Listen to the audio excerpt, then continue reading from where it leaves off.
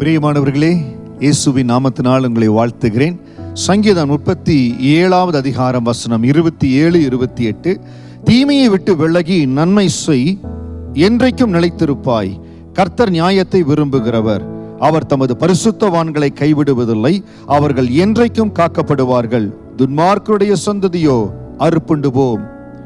என்றைக்கும் நிலைத்திருப்பாய். நம்முடைய வாழ்க்கை ஏதோ ஒரு நாள்ல ஆசீர்வாதமா இருந்து, ஒரு 10 வருஷங்கள் ஆசீர்வாதமா இருந்து, அதுக்கு பிறகு ஆசீர்வாதம் குறைந்து அப்படி போகிற ஒரு வாழ்க்கை அல்ல. தீமையை விரும்புகிறவர்கள், தீமைக்கு துணை போவர்களுடைய வாழ்க்கை அப்படி மாறும், சூழ்நிலை மாறும். ஆனால் தீமையை விட்டு விலகி நன்மை செய்கிறவர்களுக்கு என்றென்றைக்கும் நிலைத்திருக்கும்படியான கிருபையை கொடுப்பார். இன்றைக்கும் உங்கள் கரத்துல கொடுத்திருக்கிற குடும்பத்தை, உங்களுக்கு கருத்துல கொடுத்திருக்கிற வேலையை, நீங்க செய்கிற ஊழியத்துல எந்த இடத்திலையும் தீமை செய்யாதபடி, தீமைக்கு துணை போகாதபடி, உங்கள் பலத்துல முடிந்த அளவுக்கு எப்பொழுதும் நன்மை செய்யும்படியாய் உங்களை அர்ப்பணித்து நில்லுங்க. காரணம், கர்த்தர் நியாயத்தை விரும்புகிறவர். நம்ம வார்த்தையில நியாயம் இருக்கணும், நம்முடைய தொழில நியாயம் இருக்கணும், சொல்லுல நியாயம் இருக்கணும். நம்ம செய்கிற ஒவ்வொரு காரியத்தையும் கர்த்தர் நியாயத்தை விரும்புகிறார்.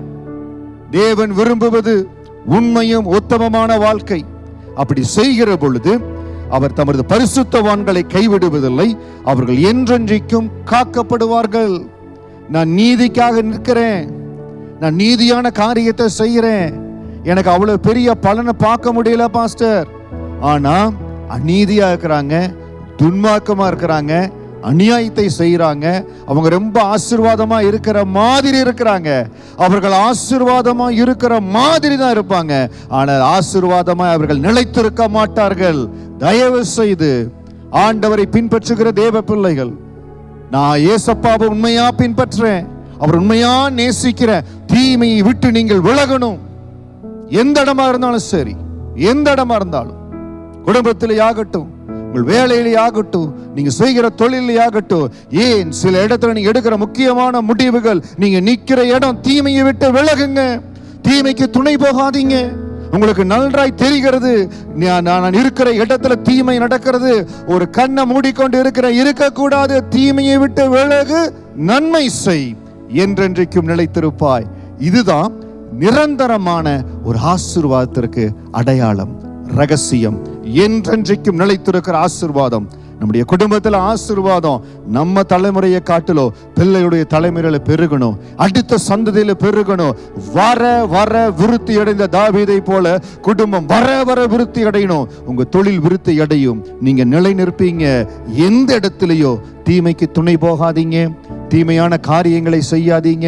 பெரிய லாபத்தை கொடுக்கிறேன்னு சொல்லி உங்களுக்கு ஆசை காட்டுறாங்க, அது தீமைக்கு வழிவகுத்துன்னு உங்களுக்கு தெரிஞ்சதுன்னா தயவு செய்து தீமையை விட்டு விலகுங்க, நன்மை செய்யுங்க, என்றென்றைக்கும் நிலைத்திருப்பீங்க. நம்ம செய்ய வேண்டிய காரியம், நிலையான ஆசீர்வாதம் என் மேல இருக்கணும், என் குடும்பத்தின் மேல் இருக்கணும், என் ஊழியத்தின் மேல் இருக்கணும், என் சந்ததியின் மேல் இருக்கணும்.